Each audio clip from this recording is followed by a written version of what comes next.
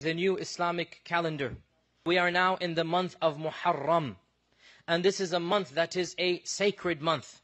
In fact, our Prophet ﷺ said that the best month to fast after that of Ramadan is Shahrullah al-Muharram, the month of Allah al-Muharram. So notice, our Prophet ﷺ called Muharram the month of Allah, and no other month has been called Shahrullah other than Muharram. He literally called it Shahrullah al-Muharram, the month of Allah, Muharram. And therefore, this is of the highest honors that has been given to this month, and no other month in the Islamic calendar has been given this honor. This month, the Muharram, is one of the 4 sacred months. And in fact, many of the Sahaba said, it is the most sacred of the 4 months. Obviously, Ramadan is the most sacred month of the year, but Ramadan is not of the 4 sacred Haram months. And Muharram, many of the scholars said, is the most sacred of all of the sacred months. When Umar ibn al-Khattab instituted the calendar, 10 years or 8 years after the Prophet ﷺ passed away, they discussed which month should we begin the calendar with. And some said this and others said that, and one opinion was Ramadan, and one opinion was other months as well, until finally the most of the Sahaba, they said Muharram makes the most sense to begin the year with, because of its blessings and because it occurs right after Hajj, so it's as if it's a new beginning. And so they decided that the first month of the year shall be Muharram. And so Muharram from that time onwards has always been the first month of the year. And it is a month where the Prophet ﷺ would fast regularly. And Ibn Abbas reported that I never saw the Prophet ﷺ more concerned about fasting than on the day of Ashura and in the month of Muharram. And the day of Ashura literally means the 10th, from Ashara. The fasting on this day was made obligatory even before Ramadan. It was made wajib in the first year after the Hijrah. And everybody had to fast the first year. Then Allah revealed Ramadan. So Ramadan became wajib, and the next year Muharram became recommended and not obligatory. So the first year of Islam, it was obligatory on all Muslims to fast on the 10th of Muharram.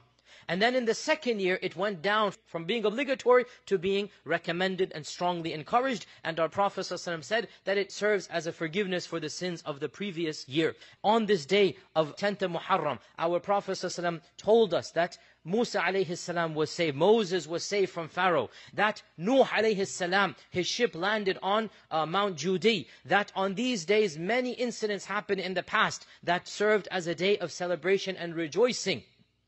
When our Prophet found out that the Yahud are fasting on the 10th of Muharram as well, even though the blessings of the 10th were predating the knowledge of our Prophet about the Yahud, when he found out that they were fasting because on this day they said Moses was saved and Pharaoh drowned, so we take it as a day of celebration. Our Prophet ﷺ said, we have more right to Moses than you do.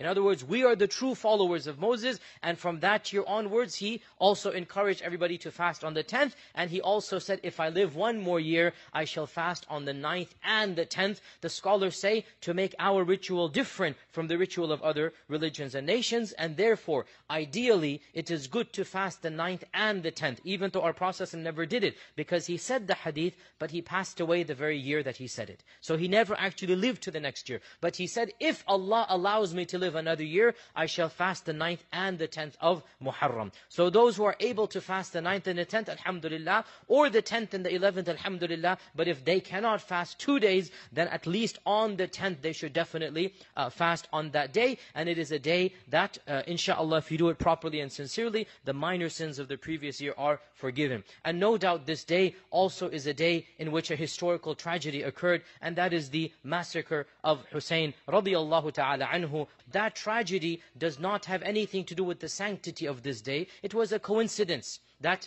it happened on that day. And the fact of the matter is that the death of Hussein is a historical tragedy. But the blessings of the 10th of Muharram and the fasting of the 10th of Muharram is separate to the historical tragedy that occurred coincidentally on the 10th of Muharram in a later year of the Hijrah, the massacre of Karbala. And unfortunately, people have taken this massacre to imply and to give meaning to Muharram. But Muharram was blessed and sacred before the massacre. And the massacre has nothing to do with the sanctity of the month and the fasting of the month. And Ashura was a day that was holy before Hussein was martyred on that day. And therefore we as Muslims, we take the 10th of Muharram not as a day of mourning, but as a day of worship of Allah subhanahu wa ta'ala, as a day of ibadah, as a day where we are conscious of Allah even more, and we come close to Allah through our actions of worship, through the action of fasting.